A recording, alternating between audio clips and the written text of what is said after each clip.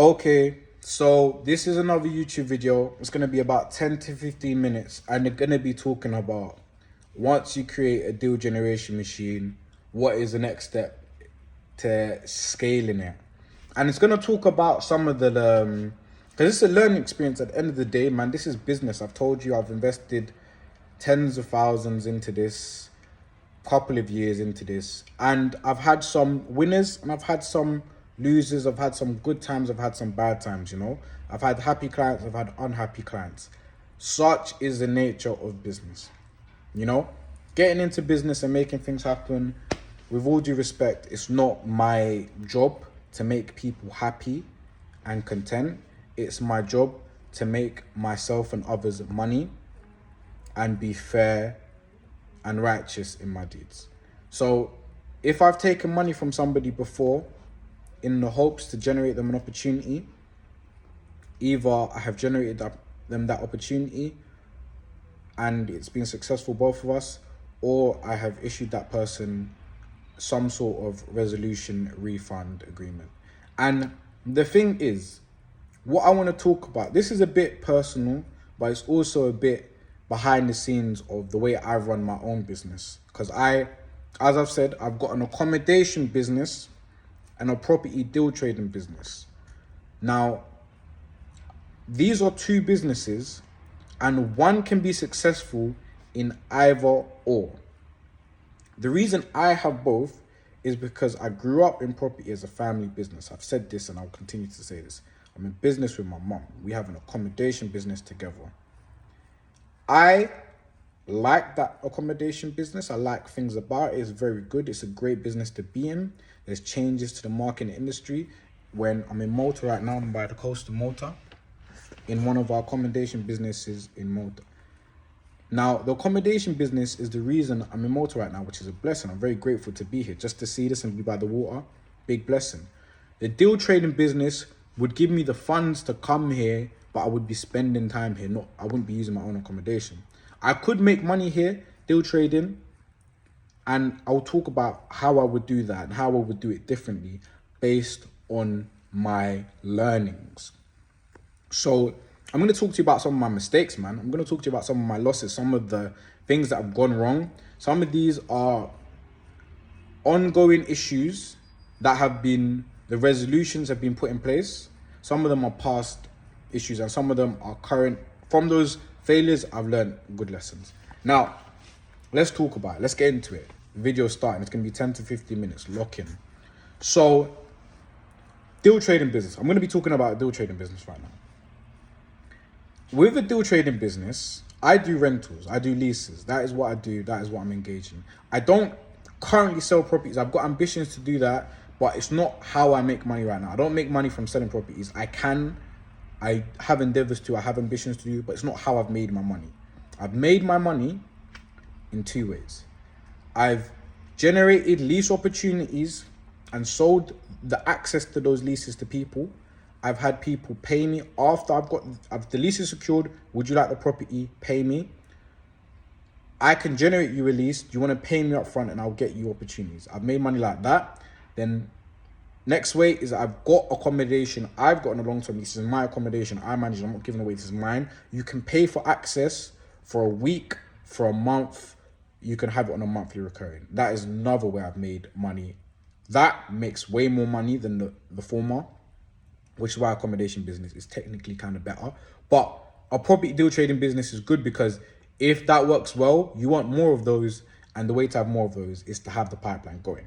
Now, basically, from my point of view, my perspective, to explain it to the world, the most money is made when you have access to accommodation and you sell access to somebody, which is why people pay me, obviously. People wouldn't pay me for access to properties if they weren't going to make more money from it. They wouldn't be willing to pay me up front. They wouldn't be willing to pay me after the fact. I'm not silly. They're not silly. It's a market. If you're willing to pay me 2, 5, 3K, 5K for properties, it's obviously because we anticipate to make more money than 3 to 5K. I am taking the short-term option. You were taking the long-term option. I'm getting paid today. Maybe I get a little bit more on the back end, a small amount, just to, keep the lights on and manage the communications. You are predicting to make the lion's share in the long term. Of course I know this. I'm not an idiot. Like I'm not like the people that, with no disrespect to anybody, but I didn't come into this watching a course on how to do this.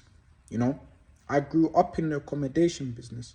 I saw crazy bookings and I came into how to be the seed, I grew up in like saying oil, like I'm aware there's oil and I'm like, better figure out how to find oil rigs, innit? You know what I'm saying?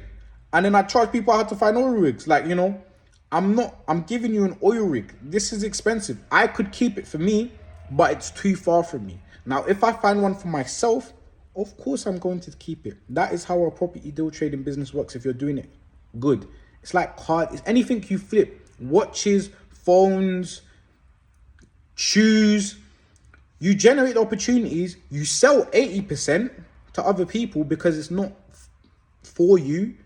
And it finances the pipeline to keep going. And the 20% you keep for yourself to grow your business. That's the nature of it. A property deal trading business is a means to an end. If you want to make real money, you keep opportunities that fit your criteria and you keep access. Now, that being said, if that's the way your business is, obviously everybody's got different business.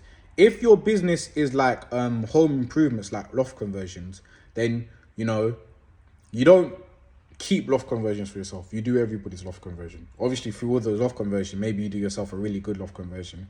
Every business is different, but the concept is the same. Now, because this is a middleman business, essentially, I generate opportunities by speaking to landlords, speaking to vendors, people who own property. And that's what I've been doing, always been doing that.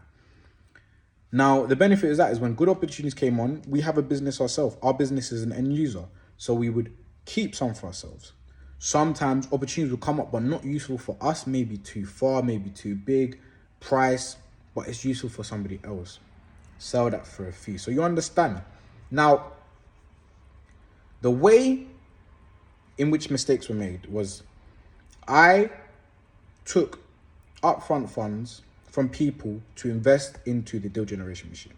So this deal generation machine works. As I've said, it's a mystery box. It's a mystery box. I have a mystery box. You pay for the price of the mystery box opens, you're going to get something out. Something is going to come out. There's no chance you get nothing unless, you used it too many times. The first few times you use it, things are going to come out. Whether the things come out are exactly what you want, that's a different story entirely. If you keep it on long enough and you keep using it, you're going to get something you want if you're patient. If you're not patient or you're not willing to invest more, then you can't guarantee you get exactly what you want. Now, I had faith. This is what I'm saying. I had faith and I had good intentions that if I used investor funds to go to the mystery box, which is what I did, use the mystery box. I built the mystery box. I put my own money in the mystery box multiple times. I've taken opportunities from the mystery box multiple times. People have come into me saying they want deal opportunities. I've seen what I'm saying. They say they want deal opportunities. I'm like, look, I'm not a flipping convenience store. Do you understand? My business is not a convenience store. I do not hold stock. I am not a listing agent. I do not work with tenants. I do not have properties online and list them on the market or Zoopla or Rightmove. That is not my business. I sell hotcakes. Deals come up and deals close within 7 to 14 days. I don't need to list it. I call someone, I put it online. This is hotcakes. This is a hot market. If opportunities come, they're gone. I'm not sitting on anything for 14 days. People are like, have you got anything on stock right now? I wouldn't be very good if I did. I wish I was just sitting on stock. No, that's not how it works. It comes in, it goes out same day. If I don't close it, somebody else is going to close it. If you catch me in a 7-day cycle, yeah, I've got this right now. If you want it, take it. But we're not sitting on stock. So after I explain this phenomenon to people and they understand, okay, this is how the market is. Because if you want to go to an estate agent that sit on stock, they're going to ask for referencing of this. They're going to do, it's going to be all, it's not going to be fast speed business. It's commercial. It's for individuals. Your business to business is different. That being said, I've told people, okay, if you want to invest in the machine that generates it, we can do that, and I can try to find you something that matches the criteria. Now, this concept is not a mistake, but you need to work with the right people. Now, my mistake was I worked with smaller businesses and allowed them to invest. Because what happened was, when opportunities came that sort of was in the range of what they were looking for, they weren't ready, or it didn't fit their criteria. And that's because their criteria was too narrow. I'm generating 100 opportunities. 30 of them are live. There's going to be 2 to 4 deal opportunities to close. Those are the numbers. If those 2 to 4 deal opportunities to close, you can't do anything with them, then we've wasted a mystery box use. But those opportunities are valuable to somebody. So that cycle, that investor won't get what they're looking for. Something will come up, but they'll be like, this is too big, or this is not the area I want, or it hasn't got many bathrooms. Small things. There's still a property that's available to be used to make money, but it doesn't fit that narrow criteria. So they can't capitalize from it. Obviously, the mystery box has been used and funds have been used. I've taken these funds, they've been used. I didn't just stuff it in my bank account. It's gone into the machine. The machine is on. This is what the machine has generated. This needs to be capitalized. Whether I take it to make money from it or I sell it to make money from the weapon. Because, you can use the mystery box in Call of Duty, because this is why you grew up playing. You don't have to take what comes out. You can just not take it. But you don't get your money back. You use your funds. You paid the mystery box. The mystery box generated your opportunity. You can take it and then trade it, or you can just leave it. So the analogy is, I brought the investor to the mystery box. This is the mystery box. Would you like to place money in the fund, Mr. Investor?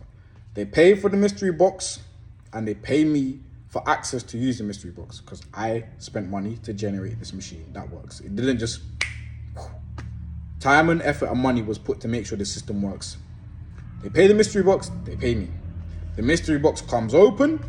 I say, this is what it presented. They can be like, yes, I will take it, or they can be like, no.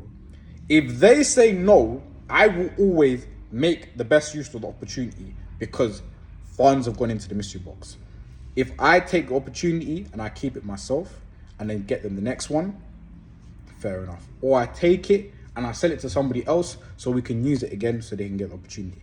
If they are unhappy because this is an experimental thing and I've given them an investment into opportunity, I have diligently given people the opportunity to say, look, you tried, it didn't work, you didn't get what you want. Because opportunities were generated, and I was diligent to make sure that those opportunities didn't go to waste, as good faith, I provide people the opportunity to get their money back with small deductions for the time, because obviously some people are unprofessional, or they didn't take opportunities when they came, or they were asking for unreasonable deductions. It's a hot market. You can't get super below market value. This is not 1999, So small deductions, money back, because I was diligent and took advantage. I made sure the mystery box was never wasted, because something always comes out. So because something came out and I made use of that, I do the honorable thing by giving partial refunds. So that is it. Now, what this video should have been about is how to, make it work. So I'm going to extend the video by 5 more minutes. I'm going to make this a 20-minute video by talking about how I learned from this lesson. Now, what I did was I created another mystery box. So I've got one mystery box that gives weapons/deals. This is a fictional example. Deal opportunities, one mystery box. So I was like, the investors that I presented to the mystery box, it didn't work, but I know this mystery box is valuable. How can I do it? So I created another mystery box that provides investors. So that mystery box spat out investors. Then I met new people, bigger businesses, wide arrays, and they're like, mate, I will take anything you've got. Anything that comes out of this box, I'll take it. Anything, literally. And I was like, this is so perfect. You only need like 1, 2, 3, maybe 5 people like that. and you're good to go, to be honest. So you don't even have to keep that mystery box on forever. You can if you want to, but once you find 1, 2, 3 people that literally say, anything that comes out, I'll take, they're happy. But the thing is with those people, not inclined to pay up front, and their payment schedules are a bit different, but you got to work with it. Because they will take everything, you got to work with them to make it work, make sense. So that is how I basically changed my business. And you know what it is? I probably should have done this a long time ago. I had the thought of it, but I just never thought to. I don't know why. I was just unsure if it would work, but it worked, and it worked really well, and it was really cheap, and it was really easy. It was a really good idea. Very, like, you know, Pokemon, when you do it, and it's like super effective. Like when I had the idea of, let me try to do ads, generate for investors to see if they want the deals that I'm generating. It was super effective. Super effective. I didn't even have to get the campaign going for long. Just put it online, week or so, I literally got everything I needed. If I do another one, I'll probably meet more people. You know, it's crazy how abundant the world is and what's out there. I just thought this would be great if this type of person was out there. That type of person was out there. I met them. Now, yeah, I've got a couple of investors who got very wide opportunities, and anything I've got, there's payment terms for it. So that was how I fixed the business. So my mistake was, yeah, I worked with investors with very narrow opportunities and desires, because obviously they were new. They were trying to, you know, limited resources, limited funds. They're only going to take on 1 or 2 things. So they need to be ultra specific, which I understand. Obviously, I'm in that situation as well. And then I started another generation machine to find more investors. And I found investors that were bigger, larger than myself and these other investors who would basically take on anything that comes on. They've got more than enough funds to pay for the sourcing fees or however they want to secure it. They've got more enough funds to take on the rentals. They've got more than enough funds, and they're happy to pay the market value. They don't need silly discounts or stupid discounts. You know, they'll be happy with them, but they don't need it. They can take it at market. They're not fussed about how many bedrooms, bathrooms. They will take anything and they'll pay. So the lesson learned is make sure you provide the right offer to the right audience, because I had a good offer, but I presented it to the wrong audience. That led to upset for them, slight upset for me, because I had unhappy customers because they had to keep waiting or they didn't get the right opportunities, and I didn't want that for them. I wanted them to win, and I invested for them to win. Resolutions were struck, peace kept, good faith in everything you do. Then expanding the business, found more investors that were just literally, they can take on anything. And now if I turn on the machine, they're happy to take anything that comes out. So that's how I took the property deal trading business to the next level, really. And that's how I would do it now. So if I was going to start in Malta and I was going to do this, I'd probably start the other way around. I wouldn't start with vendors. I'd probably start with investors. I'd probably say, like, I'd probably start calling out, because I know they're out there. Obviously, I've had a few conversations with some of them. I've heard of some of them. I would just make an ad for like, yo, are you in Malta? Do you have an accommodation business? Do you run Airbnbs? Do you run supported living? Do you run social housing? Do you take on leases for properties? Are you looking for more leases? Is this what you do as a business? If so, leave your details below. We're going to be generating loads of opportunities. I want to present you with opportunities that you can take on as a business. I'd make a short ad like that. I'd put it out there. I'd leave it on for a week or so. I'd start having conversations. And the beautiful thing, there's so much to talk about when it comes to advertising, but that's for another video. That's for another video entirely. But you start having conversations with people, you start understanding the market a bit more, all of that. And then you realize, you find the people basically like, I'm ready to go. Anything that you take, I'll take it on. We'll look at the payment terms, whatever. They're happy to pay you for one-time fees. They're happy to pay you recurring. They're happy. They want deals. They're always looking for deals. Once you find 1, 2, 3 people like that, you're good. You're good. You even find out some new tips or tricks. There's ways to do this.